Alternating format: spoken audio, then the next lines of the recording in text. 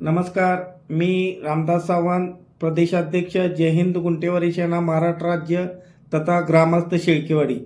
आमच्या शेळकेवाडी तालुका कवठेमंकाळ येथील गावामध्ये जानेवारी महिना चालू झाला की प्रत्येक वर्षी तीव्र पाण्याची टंचाई निर्माण होते. जून महिना संपेपर्यंत पाण्याची टंचाई असते. मागील 5-7 वर्षाच्या पूर्वी प्रादेशिक नळ पाणी पुरवठा योजना बंद पडल्यापासून ही तीव्र टंचाई निर्माण झालेली आहे. मागील काळामध्ये 5-6 वर्षामध्ये माजी खासदार संजय काका पाटील यांनी 4 ते 5 वेळा गावाच्या वरील पाझल तळामध्ये टेंबूचे पाणी सोडले होते. तेव्हा काही अंशी जरा पाण्याची समस्या दूर झाली होती. गेल्या वर्षी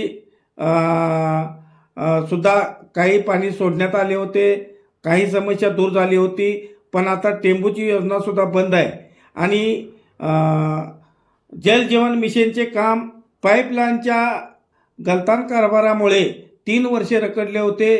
ते मी स्वतः निलेश सावंत असतील, हनुमंत जगताप अशा बऱ्याच ग्रामस्थांनी त्याचा पाठपुरावा करून ग्रामसभेत ठराव घेतला की रस्त्यालगतच पाईपलाईन आणण्यात यावी आणि ते काम आम्ही बंद पडलेले गेल्या वर्षी मे 2025 रोजी पूर्ण केलेलं आहे. आणि आता जानेवारी महिना चालू झालेला आहे. गावामध्ये आडामध्ये बिलकुल पाणी नाही. 5 ते 6 दिवसांनी पाणी येतं आणि टँकरनी किंवा विकत पाणी आणावं लागतं आणि आरओचे सुद्धा पाणी गावामध्ये नाही. परंतु ग्रामपंचायत यांचं काम आहे की गावाला पाणी दिलं पाहिजे, गावात पाणी पुरवठा व्यवस्थित चालू केला पाहिजे. आणि ऐन निवडणुकीच्या काळामध्ये अशी जर परिस्थिती असेल तर ही गंभीर समस्या आहे. म्हणून येणाऱ्या 2-3 दिवसामध्ये आगळगाव शेळकेवाडी तलाव्याखाली जलजीवनची विहीर पाडलेली आहे. तिथं काहीतरी कारणाने बक्षीसपत्र आणि लाईट कनेक्शन घेण्याचे बाकी आहे म्हणून सदरचे पाणी टाकीत सोडले जात नाही. परंतु ग्रामपंचायत यांनी तात्काळ तिथं मोटर बसवून पाण्याच्या टाकीत पाणी चालू करावं आणि ही समस्या दूर करावी अशी ग्रामस्थांकडून तीव्र मागणी होत आहे आणि येणाऱ्या 2-3 दिवसामध्ये ही समस्या दूर व्हावी अशी ग्रामस्थांची इच्छा आहे. हां, शेळकेवाडी गावामध्ये तीव्र पाणी टंचाई निर्माण झालेली आहे. आता गावातील बऱ्याच ग्रामस्थांनी याबाबत तक्रार केलेली आहे. 4-4, 5-5 दिवस पाणी येत नाही आणि आलं तर 5 मिनटं 10 मिनटं येतं आहे. आपल्या गावचे नूतन तंटामुक्तीचे अध्यक्ष पैलवान मेजर मोहन जगताप, हे आपणाला काय वाटतं याबद्दल? गावामध्ये आता सध्या 5 ते 6 दिवस झालं पाणी आलेलं नाही.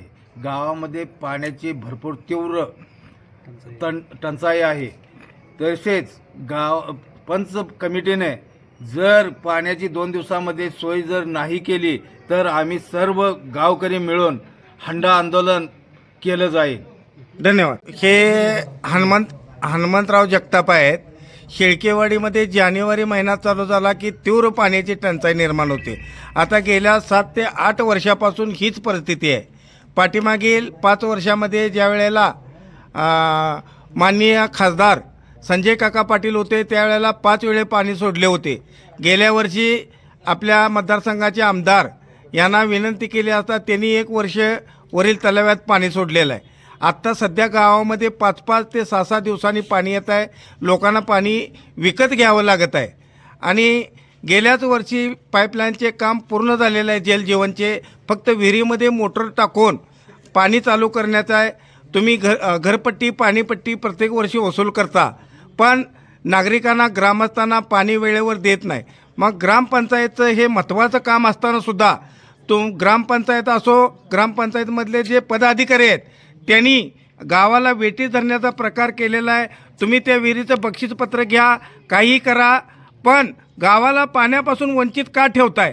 तुम्ही काहीही पर्यायी व्यवस्था करून ताबडतोब पाण्याची व्यवस्था केली पाहिजे. हनुमंत जगताप, आपणाला याबद्दल काय म्हणायचं आहे?